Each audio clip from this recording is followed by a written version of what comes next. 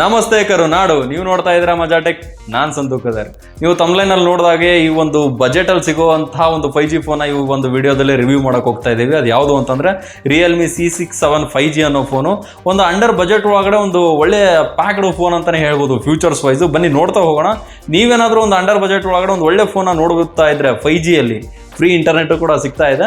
So 5G phone ಏನಾದರೂ ಹುಡುಕ್ತಾ ಇದ್ರೆ ಬನ್ನಿ, ನಿಮ್ಮ ಒಂದು ಲೀಸ್ಟಲ್ಲಿ ಇದು ಕೂಡ ಒಂದು ಬತ್ತಳಿಕೆ ಆಗೋದು. ಅಂದರೆ ನಿಮ್ಮ ಒಂದು ಲೀಸ್ಟಲ್ಲಿ ಕನ್ಸಿಡರ್ ಮಾಡ್ಕೋಬೋದಾ ಬೇಡವಾ ಅಂತ ಯೋಚನೆ ಮಾಡಿ ಡಿಸೈಡ್ ಮಾಡೋಣ.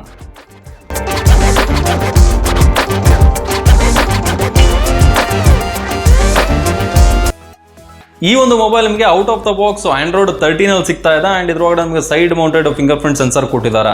ಇನ್ನು ಇದರ ಒಂದು ಸ್ಕ್ರೀನ್ ಬಗ್ಗೆ ಮಾತಾಡೋದಾದ್ರೆ ಇದ್ರೊಳಗಡೆ ನಿಮಗೆ ಒಂದು 6.7 ಇಂಚಸ್ನ LCD ಸ್ಕ್ರೀನ್ ಕೊಟ್ಟಿದ್ದಾರೆ 120 ರಿಫ್ರೆಶ್ ರೇಟ್ ಜೊತೆಗೆ ಇನ್ನೊಂದು ಇದರಲ್ಲಿ ಫ್ಯಾಂಟಾಸ್ಟಿಕ್ ಫ್ಯೂಚರ್ ಅಂತಂದ್ರೆ ಪಂಚೋಲ್ ಡಿಸ್ಪ್ಲೇ ಕೊಟ್ಟಿದ್ದಾರೆ. ಅಂದ್ರೆ ಆಲ್ಮೋಸ್ಟ್ ಎಲ್ಲ ಪಂಚೋಲ್ ಡಿಸ್ಪ್ಲೇನೇ ಕೊಡ್ತಾರೆ. ಬಟ್ ಈ ಒಂದು ಪ್ರೈಸ್ ರೇಂಜಲ್ಲಿ ಪಂಚೋಲ್ ಡಿಸ್ಪ್ಲೇ ಕೊಟ್ಟಿರೋದು ಒಂದು ಒಳ್ಳೆ ವಿಷಯ ಅಂತ ಹೇಳ್ಬೋದು. ಒಂದಿಷ್ಟು ಪ್ರೀಮಿಯಮ್ ಆಗಿ ಕಾಣಿಸುತ್ತೆ, ಲೈಕ್ ಅಷ್ಟೊಂದು ನೀವು ಕಡಿಮೆ ದುಡ್ಡಿನ ಮೊಬೈಲ್ ಅಂತ ಅನ್ಸಲ್ಲ. ಆ್ಯಂಡ್ ಇನ್ನು ಡಿಸ್ಪ್ಲೇ ವಿಚಾರಕ್ಕೆ ಬಂದರೆ ಈ ಒಂದು ಇನ್ನೊಂದು 2-3 ಸಾವಿರ ಇದಕ್ಕೆ ಒಂದು ಸ್ವಲ್ಪ ಎಕ್ಸ್ಟ್ರಾ ಹಾಕಿದರೆ ನಿಮಗೆ AMOLED ಸ್ಕ್ರೀನ್ ಕೂಡ ಕೊಡ್ತಾರೆ ಕೆಲವೊಂದಿಷ್ಟು ಮೊಬೈಲ್ಗಳಲ್ಲಿ. ಬಟ್ ಇದ್ರೊಳಗಡೆ ನಿಮಗೆ ಈ ಒಂದು ಪ್ರೈಸ್ ರೇಂಜಿಗೆ LCD ಸ್ಕ್ರೀನ್ ಸಿಗ್ತಾ ಇದೆ. ಅಟ್ಲೀಸ್ಟ್ ಒಂದು ಸ್ವಲ್ಪ AMOLED ಸ್ಕ್ರೀನ್ ಕೊಟ್ಬಿಟ್ಟು ಬೇಕಾದ್ರೆ ರಿಫ್ರೆಶ್ ರೇಟ್ ಒಂದು 90 ಹರ್ಟ್ಸ್ ಕೊಟ್ಟಿದ್ರು ಕೂಡ ಚೆನ್ನಾಗಿರ್ತಿದ್ದು. ಬಟ್ ಓಕೆ, ರಿಫ್ರೆಶ್ ರೇಟ್ ನಿಮಗೆ 120 ಹರ್ಟ್ಸ್ ಕೊಟ್ಟಿದ್ದಾರೆ.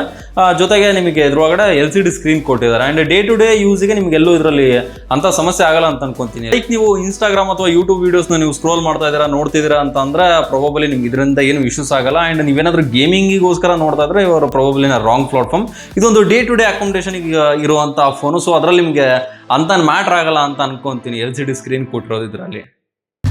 What's up is down, what's left is right. Chasing stars and ಇನ್ನು ಇದರ ಕ್ಯಾಮ್ರಾ ಬಗ್ಗೆ ಮಾತಾಡೋದಾದ್ರೆ ಇದ್ರೊಳಗಡೆ ನಿಮಗೆ ರೇರಲ್ಲಿ ಡುವಲ್ ಕ್ಯಾಮ್ರಾ ಸೆಟಪ್ ಸಿಗ್ತಾ ಇದೆ. ಪ್ರೈಮರಿ ಸೆನ್ಸರ್ ಬಂದ್ಬಿಟ್ಟು 50 ಮೆಗಾ ಪಿಕ್ಸೆಲ್ ಇದ್ರೆ ಸೆಕೆಂಡರಿ ಬಂದ್ಬಿಟ್ಟು ನಿಮಗೆ 2 ಮೆಗಾ ಪಿಕ್ಸೆಲ್ ಇದೆ. ಇನ್ನು ಫ್ರಂಟಲ್ಲಿ ಬಂದ್ಬಿಟ್ಟು 8 MP ಒಂದು ಕ್ಯಾಮ್ರಾ ಕೊಟ್ಟಿದ್ದಾರೆ. 30fps ಒಳಗಡೆ ನಿಮಗೆ 1080p HD ಒಳಗಡೆ ನೀವು ಇದರಲ್ಲಿ ವಿಡಿಯೋನ ಶೂಟ್ ಮಾಡ್ಬೋದು. ಆ್ಯಂಡ್ ಒಂದು ಒಳ್ಳೆ ವಿಷಯ ಅಂತಂದರೆ ಇದ್ರೊಳಗಡೆ ಒಂದು ಸ್ಯಾಮ್ಸಂಗ್ನ ಚಿಪ್ಸೆಟ್ ಯೂಸ್ ಮಾಡಿದ್ದಾರೆ ಸೆನ್ಸಾರಲ್ಲಿ. ಲೈಕ್ ನಿಮಗೆ ಅಂತ ಅಗ್ಲಿ ಫೋಟೋ ಎಂತಾಗಲ್ಲ, ಒಂದು ಡೀಸೆಂಟ್ ಆಗಿರೋ ಒಂದು ಫೋಟೋನ ತಕ್ಕೊಡುತ್ತೆ. ಪ್ರಾಬಬಲಿ ನೀವು ನಾರ್ಮಲ್ ನೀವು ಏನೋ ಸೆಲ್ಫಿ ತೊಗೊತಾ ಇದ್ದೀರಾ, ಅವ್ರಲ್ಲಿ ಏನೋ ಡಾಕ್ಯುಮೆಂಟೇಷನ್ಗೆ ಒಂದಿಷ್ಟು ಫೋಟೋಸ್ ತೊಗೊತಾ ಇದ್ದೀರಾ ಅಂತಂದ್ರೆ ಇಟ್ ಸೂಟ್ಸ್ ಟು ಯು. ನೀವೇನಿದ್ರು ದೊಡ್ಡ ಹೋಗ್ಬಿಟ್ಟು ವೈಲ್ಡ್ ಲೈಫ್ ಫೋಟೋಗ್ರಫಿ ಮಾಡ್ತೀರಾ ಅನ್ನೋದಕ್ಕೋಸ್ಕರ ಅಂತೂ ತಗೊಳಲ್ಲ. ಡೇ ಟು ಡೇ ಆಕ್ಟಿವಿಟೀಸ್ ನಿಮ್ಗೆ ಅಂತ ಏನು ಸಮಸ್ಯೆ ಬರಲ್ಲ. ಈ ಒಂದು ಕ್ಯಾಮ್ರಾದಲ್ಲಿ ಡೀಸೆಂಟ್ ಆಗಿರೋ ಫೋಟೋಸ್ನೇ ಬರುತ್ತೆ. what's up is down, what's left is right.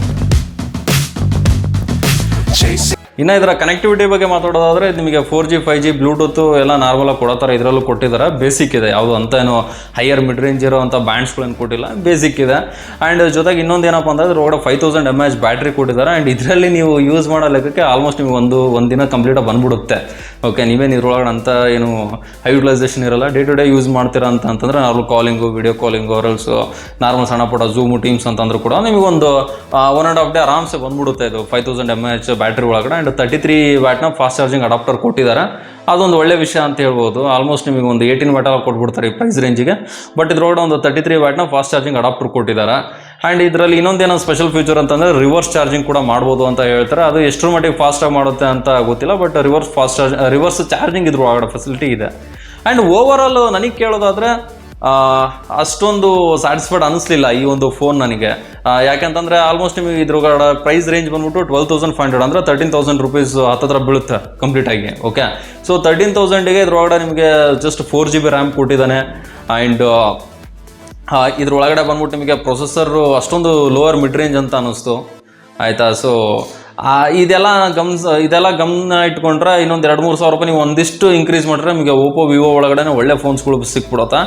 I think Realme ಒಳಗಡೆ ನಿಮ್ಗೆ ಒಂದು ಒಳ್ಳೆ ಫೋನ್ಗಳು ಸಿಕ್ಬಿಡುತ್ತೆ. ಒಂದು 2-3 ಸಾವಿರ ರೂಪಾಯಿ ಹೆಚ್ಚಿಗೆ ಮಾಡ್ಕೊಂಬಿಟ್ರೆ ಬಜೆಟ್ನ ಅಂತ ಹೇಳ್ತಾ ನೋಡಿದ್ರಲ್ಲ, ಈ ಒಂದು ನನ್ನ ಒಪಿನಿಯನ್ನ ಶೇರ್ ಮಾಡಿಕೊಂಡೆ.